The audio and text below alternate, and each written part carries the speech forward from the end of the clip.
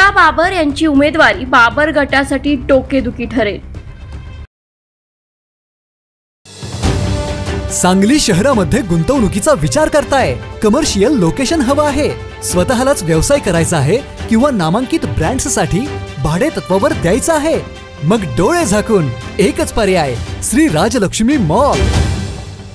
सांगली जिल्ह्यातील नामांकित, अनुभवी व सुप्रसिद्ध श्री राजलक्ष्मी ग्रुप यांचे श्री राजलक्ष्मी मॉल एकाच छताखाली branded showrooms, restaurant, gym, food court, multiplex theatre, club house, game zone. नुसता मॉलच नाही तर लवकरच सांगलीमधील multi branded entertainment centre. Shri Rajlakshmi mall मध्ये आपली गुंतवणूक करा आणि मिळवा प्रचंड परतावा आणि प्रचंड फायदा। श्री राजलक्ष्मी ग्रुप आता पुण्यामध्ये देखील अनेक गुंतवणुकींचे पर्याय उपलब्ध।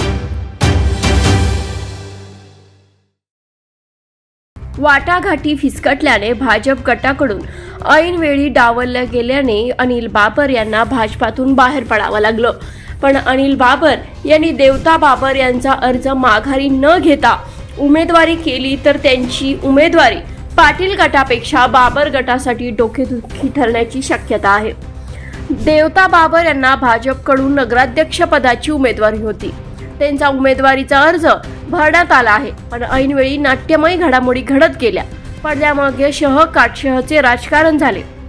याच राजकारणात अनिल बाबर यांचा बळी गेला असं म्हणायला हरकत नाही।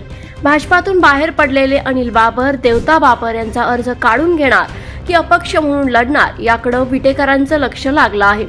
त्यांनी जर अपक्ष म्हणून नगराध्यक्ष पदाची उमेदवारी केली तर त्याचा फटका पाटील गटापेक्षा जास्त बाबर गटाला बसण्याची शक्यता अधिक आहे।